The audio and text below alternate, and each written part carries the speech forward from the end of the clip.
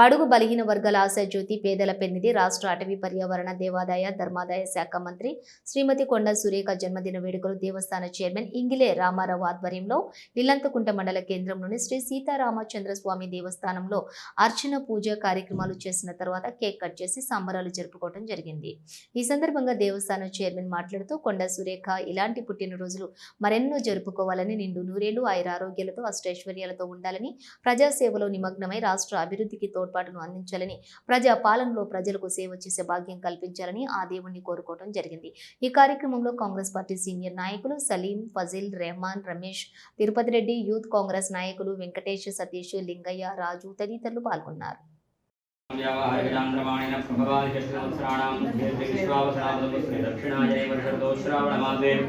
कृष्णपक्षे एकादश्यां शुभयोगादरः भववादरे शुभवादरे शुभनक्षत्र शुभयोग शुभकरणे मंगलविशेषणविशिष्टायाम् अस्यां शुभवस्य श्रीरामलक्ष्मणभरतशत्रुघ्नसमेत श्रीरामचन्द्रस्वामिनाथन्धौ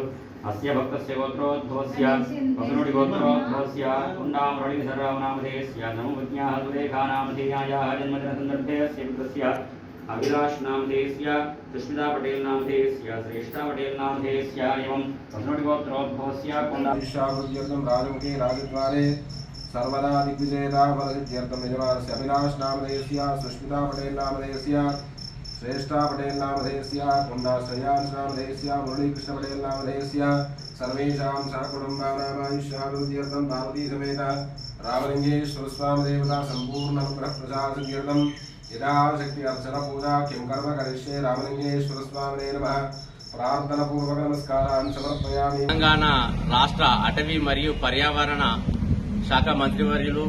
దేవాదాయ ధర్మాదాయ శాఖ మంత్రివర్యులు కొండా సురేఖ గారి 60వ జన్మదినం సందర్భంగా ఈరోజు ఇల్లంతకుంట మండల కేంద్రంలో